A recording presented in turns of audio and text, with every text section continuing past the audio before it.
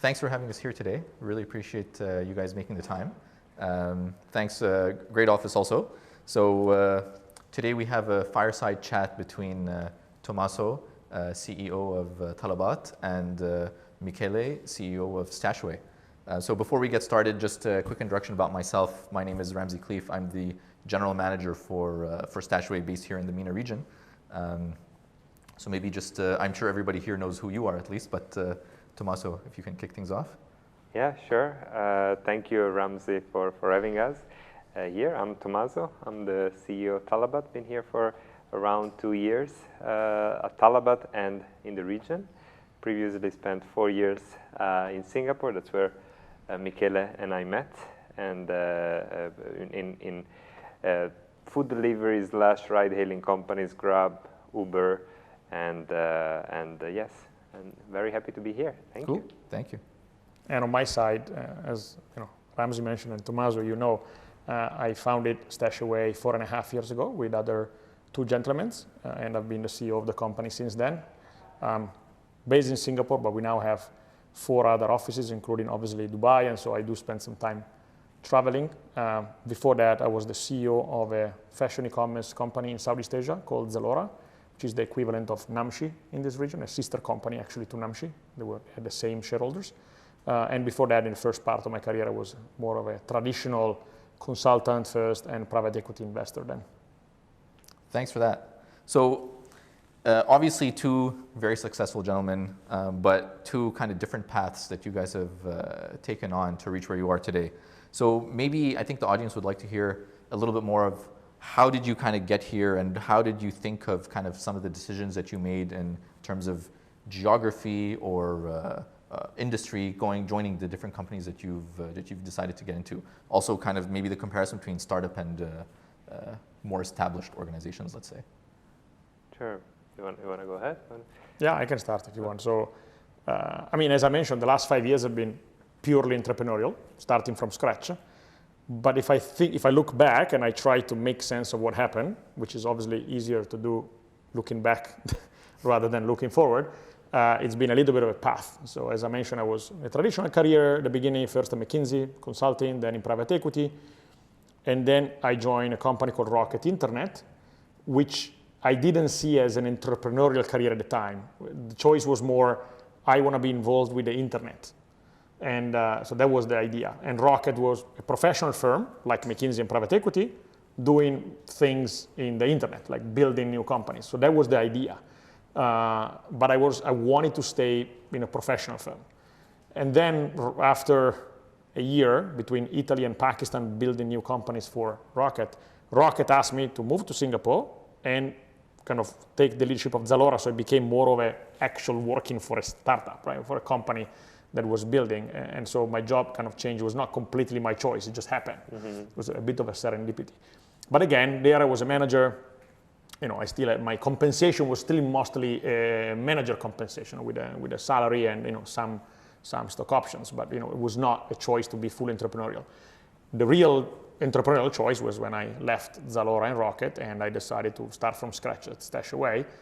And that, I guess, was the kind of the real, you know, starting from zero, you know, not having even an office, having no salary, putting my own money, and taking obviously a different risk. I think we can go into the details of that as we continue the conversation.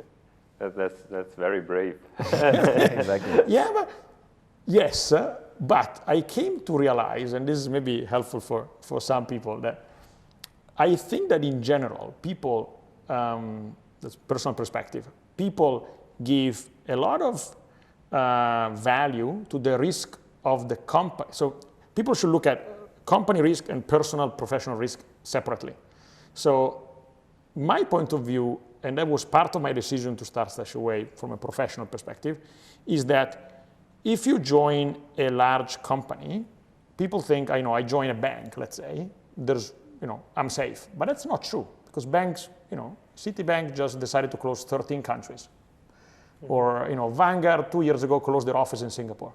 One of the 3 largest asset managers in the world. It's not that you join one of these companies and it's done. Your career, your position is still at risk. If you join a young company, or either you build one or you join a young company that is that is scaling, actually, if the company is successful, you probably have a lot of opportunities to grow.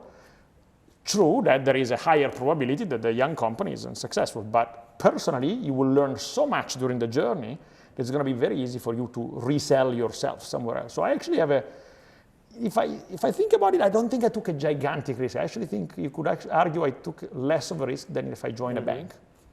Yeah, I think many people believe that if you jump out of the corporate career to do kind of a more entrepreneurial thing, is that doing a corporate career, you scale the ladder, right, and then you increase your salary, your compensation, your status, etc. But then you move out, and how you probably have a much lower salary, at least at the beginning when you start your company, Definitely. right? You have a very miserable life probably in the beginning, right? Definitely. And if things don't go well and you have to get back into the game, like how would corporates kind of consider and evaluate that experience, right? So I think that's the question mark that holds back many people, right? While I do think if you were you probably as employer, but also here at Talabat, someone who had an entrepreneurial experience for us is extremely valuable, right? So it really shows that it's someone that proved himself or herself, right? And no, I absolutely agree, and I would actually argue that now even the more traditional companies, let's use the banks as an example, actually value entrepreneurial experience. Yes. Maybe it was not true maybe 5 or 10 years ago, I would guess, but I think today it is. So so yeah, I think again, joining, I did hear in the past people maybe rejecting a StashAway offer, saying, I talked to my family and I'm not ready to take the risk. I'd rather go work for a traditional company. But I think that's actually misjudging the risk, to be honest, especially when you look at it in the medium term. That's true. That's absolutely true. I think for me, going back to your question, my experience was completely the opposite of Michele's, because I started with my own company at the beginning, which I had for 4 years, and then I sold it, and I think I did okay, but I think I could have done much better, and I decided to get into the corporate world, not corporate because I moved to venture capital, but it was more, let me understand what could have done better. Like, let me learn, let me do a post-mortem of my company, basically. And then while I was in venture capital, there was this new company coming to Europe that was called Uber. That was looking for people that knew about entrepreneurship, etc., because they were looking for someone to launch markets and things like that. And I was lucky enough to get selected. And when I had to tell my dad, it was like, so you move from finance to managing drivers, basically.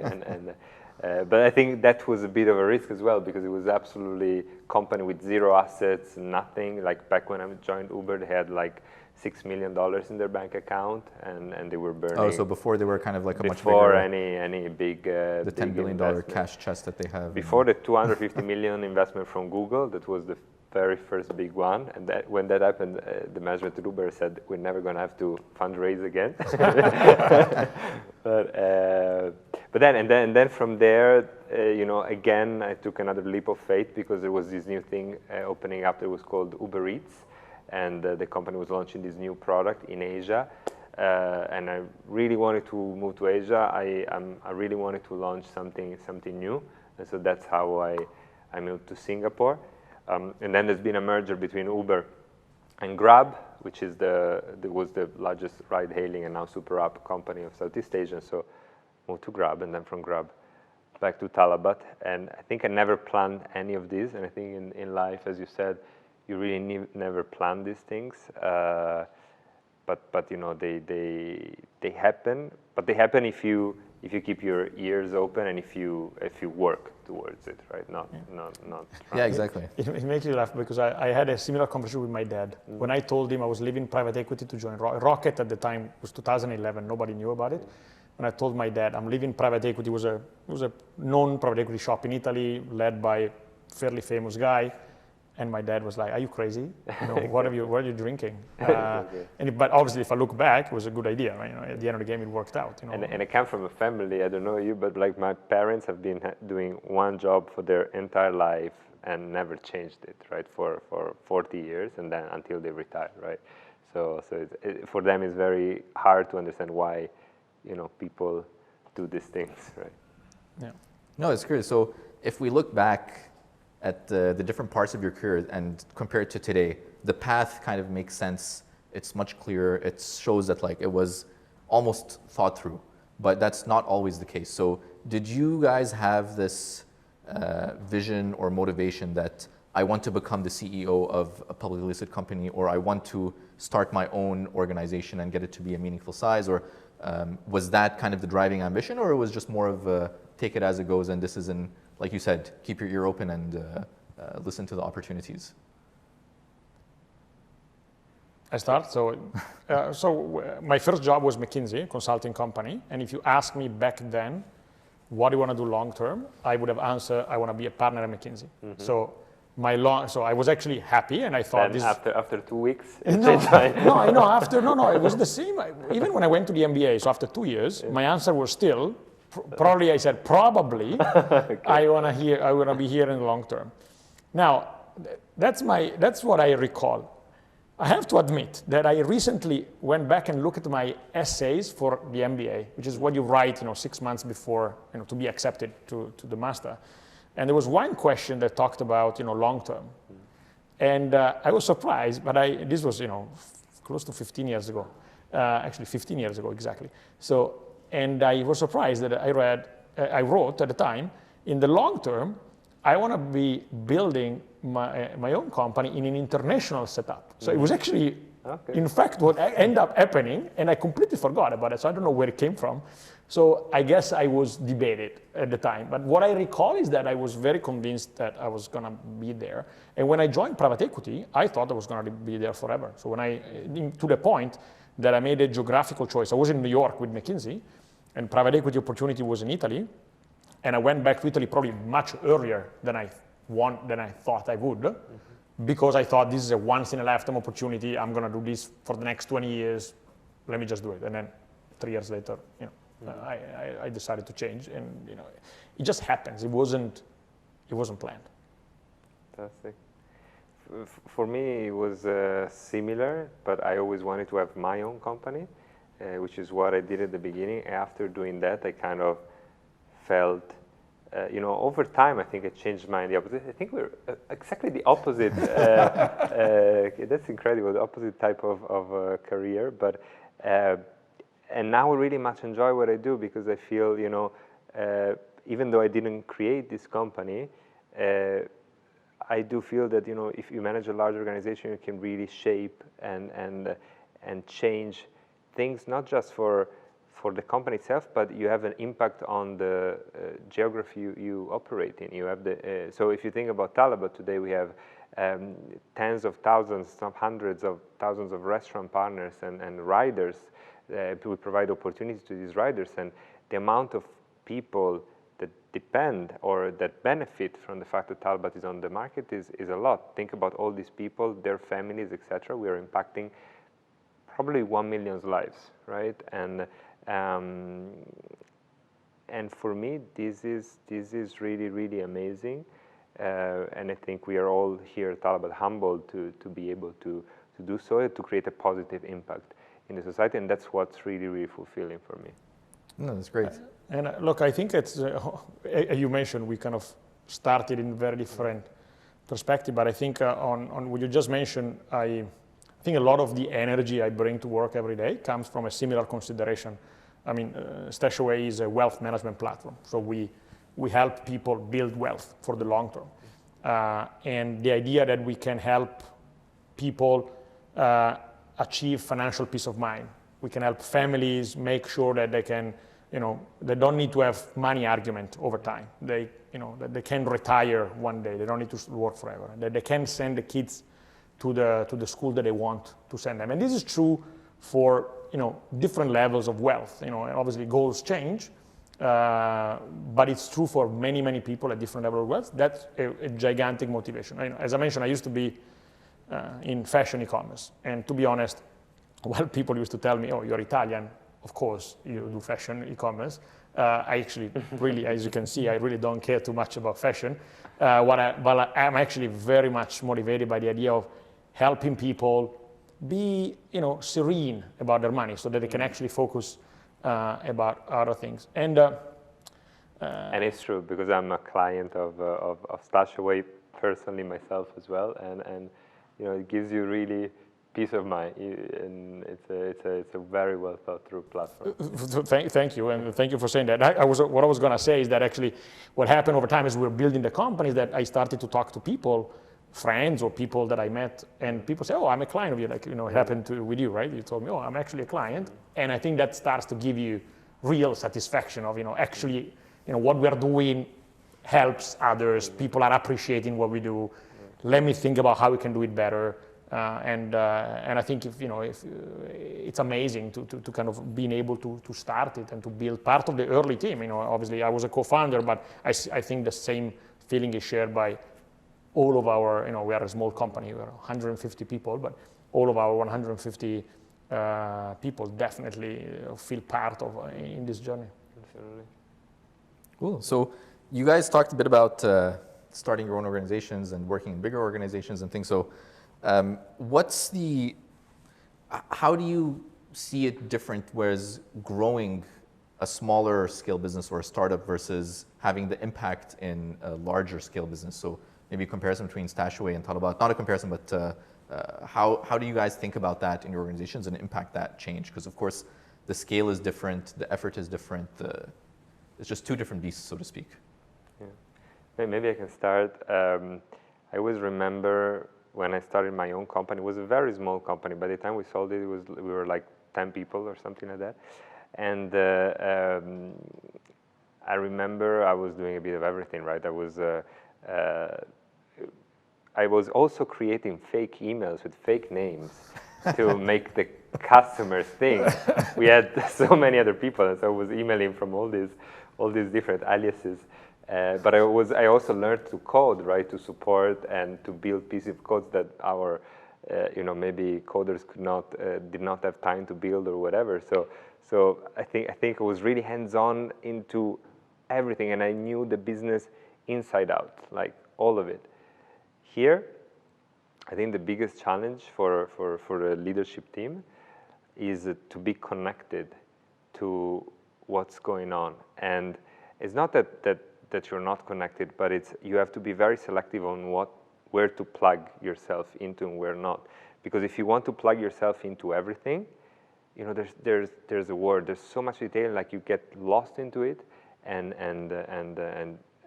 you cannot drive anything. So the hardest part is really understand what are the things that really need your attention and what are the things that don't. So this is the biggest difference I see as a leader in an organization, small or big organization. Yeah, it's absolutely same point of view. Maybe if I can add a couple of personal thoughts. One good example I heard is the fact that as a company scales, a founder typically, at the beginning, as you mentioned, you do everything, right? You decide whether you want the chairs white or black, whether you're going to go for, telecom operator 1 or 2, and et cetera, you do everything, right?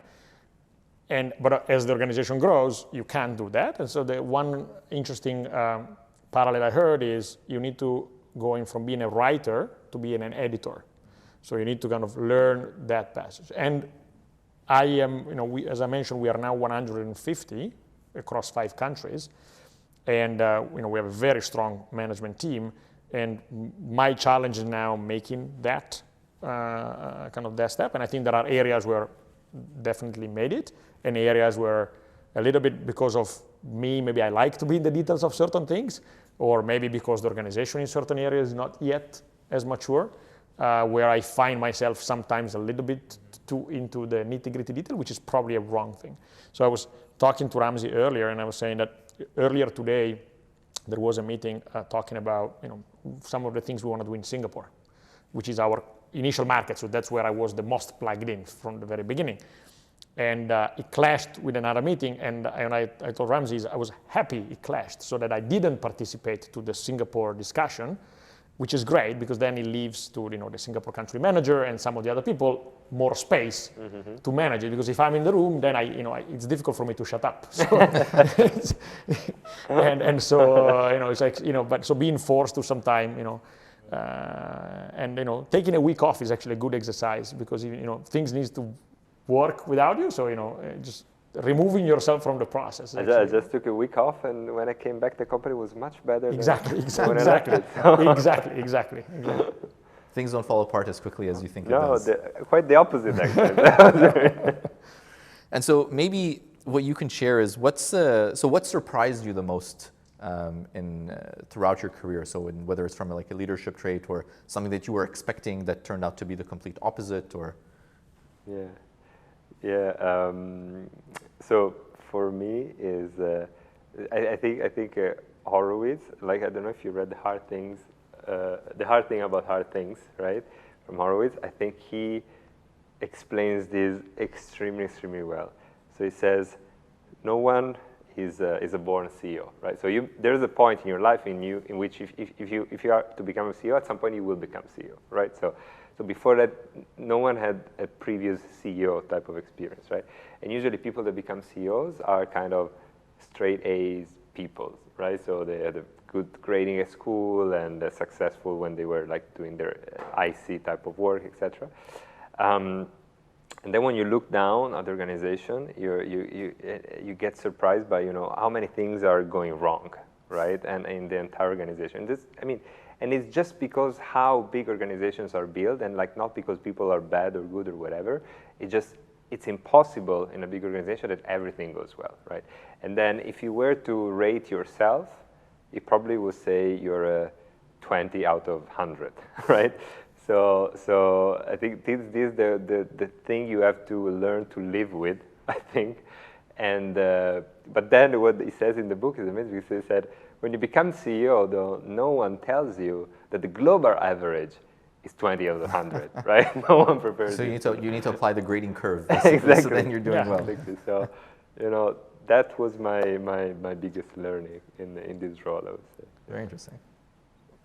Subscribe to that. Maybe a different thing is you hear a lot about people are everything, focus on the people. And I think when you read about it, if you don't have, or when I read about it, and I didn't have management or entrepreneurial experience, I thought, okay, this is just kind of making lip service. It's not actually true. So maybe I was not surprised, but as I lived through my kind of career within Rocket and now entrepreneurial one at StashAway, to see how it's absolutely true. So now the number one thing I tell everyone is there is only one thing you need to care about, which is people.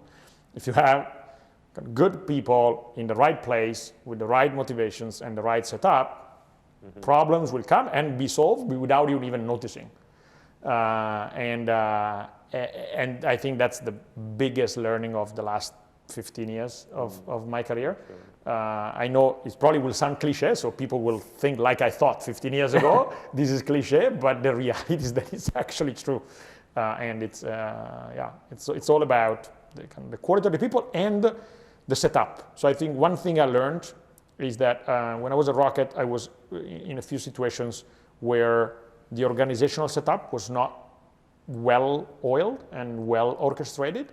And there, even if you have the right people, then things don't work. So I think having the right governance, the right decision-making mechanism is super important as well. Yeah, you have to put the right people in a position where they can thrive, right? Correct. And I think totally subscribe to that. And I do believe it's not right or wrong people. It's like right match between the role and the person, right? Because you see people doing amazing in one job and not really being able to give 100% of their self in another one. So that's why sometimes this is something I always say to our company, to our Talabati, is not about, if you go to your manager, it's not about what's next for me, but it's more about what do you want to do, right? Where do you want to go? You have to shape your future. You have to to put yourself in that position that where you can thrive, right? And you only know which one is that, right? So, yeah. Yeah, Clear. totally. And so going with that, so if you want to think about where do great ideas come from, is it really you have the right person in the right place and then they have the right kind of support, infrastructure, whatever it is, and then it just kind of happens organically? Or is there something else or something a bit more that you as a leader can kind of do to stimulate or extract that from them? I would argue that ideas come from places you can't plan. So I don't think you can plan where new ideas will come from. I think if you have an organization, big or small, so this is true even when it's 3 co-founders, and obviously, now 150 people at StashAway, or when I was at Zalora, 1,500 people. I think it's more about making sure that there is the right attitude across the company at looking at problems without freaking out, and rather dividing problems into pieces, discussing, ideally using analytics whenever possible, being creative, and on a cultural side, making sure that you allow people to make mistakes. Because if you want to make sure that there is creativity, not every idea will be a great one.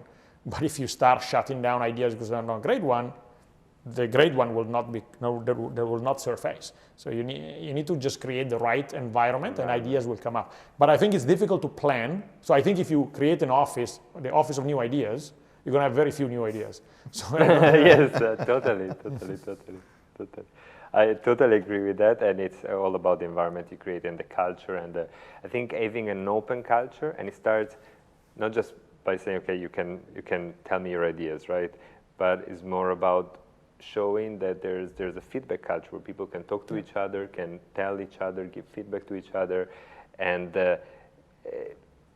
where people speak up if there's a problem, and they feel completely free in doing that. But then when you create the culture, I think it's just it should be automatic. So if something is not working, it should be brought up, right? If you see, so if people have at heart the success of the company, and because they represent the company, right, in their personal life, etc., right? So it's important. So when they see something is not working, they take it as a personal mission to bring it up to the right people and say we should fix this, we should do that, etc., etc. So when this thing happened, it means that probably as a leadership team you did a good exercise. You did good in creating the right environment. Otherwise, if the environment is toxic, and as you were saying, ideas are shut up or feedback is not welcome, etc., people will complain with each other and will say, "Oh, like our service is terrible," right? But they would just complain. Like I think the opposite of ideas is people being frustrated and complaining, right? Mm-hmm. So you can measure, how is the culture in your company by yeah, that's a good way of putting it. And maybe one other point is that building a company or scaling a company, it's not a straight line. You will have ups and downs.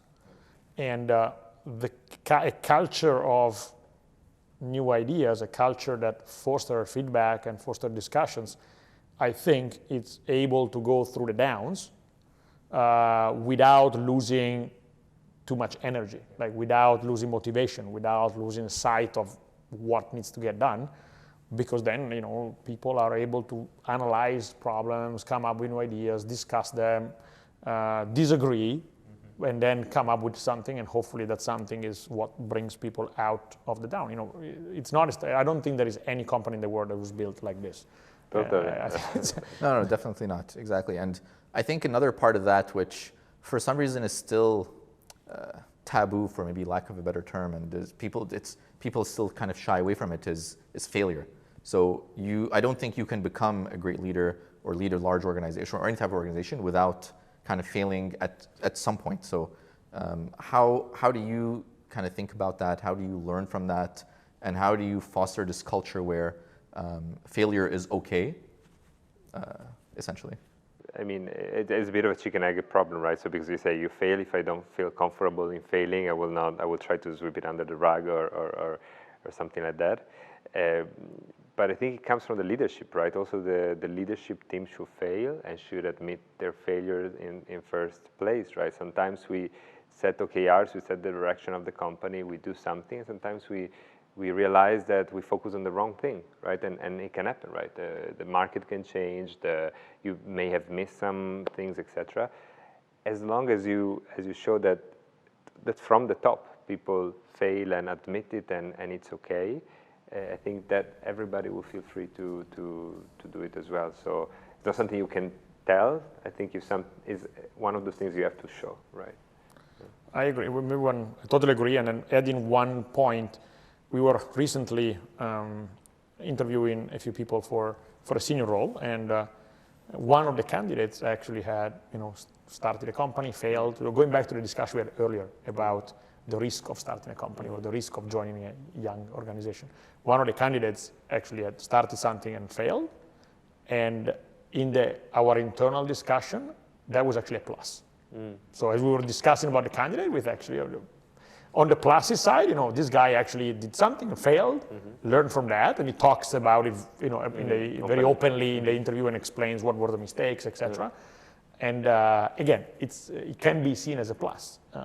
So going back to what we said earlier about sometimes people misjudging the risk of joining a young organization, joining a fast-growing startup versus a larger traditional company. I think you need to think that sometimes hiring managers actually are looking for people that have gone through the ups and downs, not just through very stable and safe environments. So the message is don't succeed, fail. Always fail. If you succeed, it's even better. No, but when in an interview, I do ask often, tell me one over time where you failed, you made a mistake, and if somebody tells you I've never made a mistake, that's a red flag. Yeah. So maybe to inspire kind of like the audience a bit, maybe I don't want this to turn into kind of like a job interview or anything, but maybe share like one instance of something where you failed or you failed spectacularly, let's say, but you learned from it, kind of picked up your boots and just kept going. Look, maybe I'll start. I think I can name a few, but let me pick one. So maybe one is what I kind of hinted at earlier.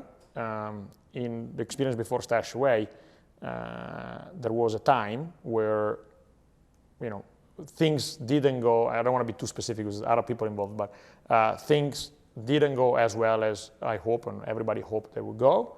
And the core problem was an organizational problem of kind of setting up the structure at the top in the right way. And I missed, as the CEO, I missed the chance to change that early on because I thought it was less important than kind of just moving forward. And that was a big misjudgment, which had consequences for multiple years. And as a CEO, that's the most important job is making sure that the organization works well, right? And that was a gigantic learning, to the point that at StashAway, I've been super focused on how we build the organization, making sure that we are we are open to disagree and discuss, and the informations flow freely because of that experience. And probably if I didn't have that experience, I don't think StashAway would have such a well orchestrated setup at the top. And obviously, StashAway is also very well set up at the top because my two co-founders shared those views and kind of contributed to making it that way. But I think my personal experience in that's one example. I have many more, but that's one example, a big one. Well, I have a big one as well that has to do, and Talabat probably know because I always tell it, just to show that the leadership fails a lot. It's when I had my own company. So we hired.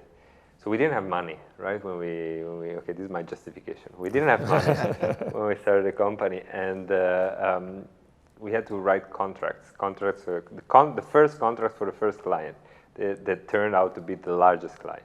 And I asked a friend of mine who was just graduating in law to write us the contract, and he did it for 100 euros, something like that, contract, right? So very happy to have saved probably 10K or something. 4 years later, we were forced to sell our company to our client because of some fine prints in the contract. That's why I actually sold my company. And probably, I don't know what would have, so this really changed my life, right? So this had a huge impact in my life. And I learned, one, to buy quality stuff, probably, when it comes to important, very important thing that can impact that. And two, if you work with a friend, I think you should should not be biased towards your friends, right? You should really think about what are the strengths, is this person qualified to do what needs to do, and then pay them market rate. Don't pay your friends less, or don't let them ask you for less, because of course they're going to put less attention than what they would do. So yeah, that was a big mistake I did. All right, very interesting. No, that's something I think the audience can appreciate a lot. So thanks for sharing. So maybe just to kind of wind things down, one more question from my side on a more positive note then. So given everything is usually what the stereotype is, it's super hectic, it's super busy, there's 1,000,001 different things happening. So where do you find your kind of inspiration and creativity to solve these problems and just kind of like? For me, it's super quick. It will be things like cycling, under the shower, driving to work. So basically, bottom line, every possible situation in which I'm away from my phone and I cannot touch it. Yeah, on my side, I think two things. One is, I think it's very important to detach from the problem in order to solve problems sometimes. And I have the luck of having 3 kids. And so when you are with kids, it's impossible to think about something else other than them, because they will notice in 3 seconds. And they will tell you, what are you doing? And so exactly, what are you thinking about? So I think kind of completely kind of focusing on what's happening. Plus, one of them is 1 year and a half. So if I think about something else, she might kill herself somewhere. So I need to be careful. So that helps a lot, because then when you refocus, then I don't know what happens in your brain, but it's like under the shower. You slept the whole night and you haven't thought about things. Obviously, you're in the shower and kind of new ideas kind of come up. So I think it's important to switch. And I don't do that enough. So for instance, I would like to find more time to read, for instance, because I think reading helps, combining ideas from different people and put them in context. And I'm actually working on myself to trying to structure a way to Audible is a fantastic tool I use. I'm reading so many books when I do Audible, like in all those situations where you're driving your car or whatever, like you read a lot if you do. And I did it for some time, and then for whatever reason, in the last year, I moved from, which is okay, I moved from Audible to podcast. So from books to podcast when I exercise, for instance, which is still good, because it is still kind of foster my some thinking, but not as much as a full book that can go deeper. But yeah, I agree. Audible, I agree. It's a great way to feel some, to read, exactly. I think you get 80% of the topic, but it's good enough. Okay, so cryptocurrency payment and food delivery platform. What's your opinion on that? Oh. Wow, that's a good one. I was actually thinking about it the other day. Then I stopped thinking about it after crypto collapsed. A few weeks ago, when crypto was going I was thinking about maybe we should think about it. Then so I think I'm not an expert in the technicalities, but I do believe crypto is not kind of real time still, right? I think I may be completely wrong, and there are some technical difficulties in making it a viable payment method, but why not in the future? I read a lot about, back in 2012, I was very passionate, 2013, I was very passionate about Bitcoin because it was just coming up, it was beginning, and I read a lot about the economic theory behind Bitcoin, and I think it's super, super fascinating, super, super thought through. The only thing, Bitcoin never became what it was supposed to be, like a currency to pay things, right? Now it's value storage. And given the fluctuations are so crazy, it's a bit hard to for us to manage all the FX risks, et cetera. But I do believe in the future there'll be a lot of space for cryptos. Now, I don't think this will generate the impact that Elon Musk had when he embraced cryptos. But jokes aside, I think it's the famous first Bitcoin transaction is actually a purchase of a pizza. Oh, is it? I think, if I remember the numbers correctly, it was 10,000 Bitcoin. So if you actually look at the price of that pizza today, it's quite crazy. There is a good story. You can find it online, actually. A good story about the first crypto transaction. The richest pizza guy in the world, probably. Yeah, but apparently he sold the Bitcoins soon later. So, yeah. What is this? I want the cash. Okay. Cool, thank you. So next question we have is, what challenges do you see in acquiring and managing talent in the post-COVID It would be great world? to hear, like, what's your opinion? Like, you manage assets, right? What's your opinion on crypto? Crypto as a payment system on... Crypto as a asset. Crypto in general. I think it's for those people that understand it, believe in it, I think it's good to have a tiny exposure to cryptocurrencies, whatever that means, Bitcoin, Ethereum, or maybe a bit of a broader portfolio. When I say tiny exposure, I mean 2, 3, 4, 5% of your net worth, of your total wealth. Mm-hmm. I wouldn't go way above it. Why? Because there is still a risk that it goes to zero. So if it goes to zero and you have 3% of your wealth, it's fine. But on the other side, if in fact it becomes the currency of the future, and then a good exposure on 2, 3, 4, 5% can help your portfolio. You see it as a binary investment or not? Probably, probably yes. Yeah, I mean, I could argue both ways. Like I could try to convince you that it's going to go to zero, and I could try to convince you that it's going to go to the stratosphere. Yeah. Exactly. And I'm not a super expert, to be honest. But I don't see, and I understand the fact that people may want to have a little bit of an exposure there. I just would be careful in keeping it controlled. Okay. I wouldn't put 50% of my wealth in crypto, kind of. All right. Thanks. So we have a couple more questions, and maybe let's say 5 or 6 minutes left of time. But so what challenges do you see in acquiring and managing talent in the post-COVID world? In the post-COVID world, the biggest challenge we're facing today is people don't want to move. People don't want to change geographies, right? Because I think remote working made everybody very comfortable in working from home. And when we hire people, they ask us, they want to stay where they are and work remotely, like 100% remote.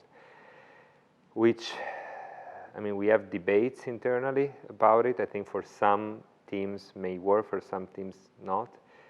But I'm not a huge fan of it. I do believe that the personal interactions you create in the company with your colleagues, touching and feeling the product, living in a place where you can use your own product, it's important. Otherwise, you will feel very detached from your job. It will be more kind of a task rather than a job. We were kind of talking about this today. Mm-hmm. Yeah, so I generally agree. Then there are exceptions. So we actually have become more open to remote working in the last year and a half. Now we have a few people working remote, and to be honest, so far it's working quite well. I think in general we have learned to work remotely, and hopefully that's a skill. That's a good thing of COVID. If you want to see some silver lining in the craziness of the last year and a half. But I tend to agree that in general there is something about personal meetings that is difficult to kind of not replicate. So the good thing is that if you in a post-COVID world, so when you can travel and kind of people can meet, you could argue that even if you have remote workers, you can still structure in a way that once every X period of time, people meet. So at least you can develop personal relationships, which is, I think, the most difficult thing about being remote. We were discussing with Ramsey the fact that we, in practice, opened the Dubai office remotely because we did a year ago in the middle of COVID, and we now, as I mentioned a couple of times, we are now 150 people. And Ramsey, after 1 year of working with StashAway, he only met 2 people out of excluding the Dubai office. So he met me because I came a couple of times, and another guy that came here at the beginning. In normal times, he would have met everyone. He would have been to Singapore a few times. People from Singapore would have been here, and that makes a gigantic difference on how you can kind of make decisions and discuss things. True. Thank you. The next couple of questions are a little bit more about StashAway, but so the audience is asking, what do you mean by personalized / sophisticated investing? And then what are the potential synergies, I guess, between Talabat and StashAway? Yeah, so I guess I'll take the first one. So StashAway is a platform that helps people like the three of us and everybody that is listening to build wealth for the long term. So we're not telling you you're going to double your money tomorrow. We are telling you we help you build your retirement plan. We help you build the kids' university fund because you want to make sure that you can give wings to your kids if they deserve so. Or whatever your goals might be. You want to travel the world and take a year off, whatever the goals might be. And the way we do this is through a platform that makes it very simple and very cost effective to invest intelligently. So the question is on the sophistication of the investment framework. It's kind of the third point I mentioned. So invest intelligently. I will need an hour to explain it in detail, so I'll do a 10-second version, which is that we focus on what matters, which is asset allocation. So the idea of how much money do I want to invest in North American equities versus long-term bonds, versus short-term bonds, versus gold, versus real estate. So it's 10% in gold, 15% in gold, or 5% in gold. That decision is much more important than deciding, once you decided to invest 20% in North American equities, whether to invest in Microsoft, Amazon, or Google. So the idea is we focus on the right thing, asset allocation, and we do it in a systematic way that similar to what large institutional investors, the sovereign wealth funds, would do. And we make it available to anybody with a very, very clean app on your phone, on your desktop, that is very low cost. The combination of all of this helps achieve nice, stable returns over time, which in the long term will enable you to retire, to achieve peace of mind, as I mentioned earlier. I think that's the core topic. And you don't have to talk with all those shady consultants that call you every day. Hey, come to my office, or they come visit your office to build your retirement plan or whatever. You always feel they're selling you some crap. Yeah, I mean, for me, that's the biggest advantage. Like, you have an app and you don't talk with anyone. No, it's true that. So exactly. So you can do everything without ever talking to anybody. Yeah. But on the other side, if you want to talk to somebody, you call us. And we pick up the phone in 8 seconds. And there is a WhatsApp button on the app where you can chat with a human being. If you want to. Like if you don't want to, you can, as you mentioned, you can just be by yourself. Thank you. So we have like 30 seconds left. So on the potential synergies, I guess, between Talabat and StashAway, I don't think any of us have thought of that before, but kind of creative thinking on the fly. Look, I think, I'm thinking things we do that can help Talabat or, helping the Talabati, I think you guys call it. Talabati, yes. Helping the Talabati think about their money in the right way. So maybe, educationally, we have something called Stashway Academy which is, free on the app or on webinars, and we do it also for companies where we kind of explain basic concepts on financial planning and investing, or more advanced concepts as well. So we actually have a curriculum. So I think that's one area where I think we can. And I think we're doing something at the office, right? Yeah, a couple of weeks from now. Yeah, a couple of weeks from now we're going to have that. So that's exactly the point. And I think that's the one thing that comes to my mind. And we can deliver you food, guys, at the office. Exactly, which is happening already. Yeah, it's happening already. Cool. So thanks a lot, guys. I really appreciate it. Hope everybody enjoyed it as much as I did. Thank you very much, and see you soon. Thank you, Ramsey. Thank you, Ramsey, and thank you, Tomaso. Also, thank you for your support as a client. Thanks a lot.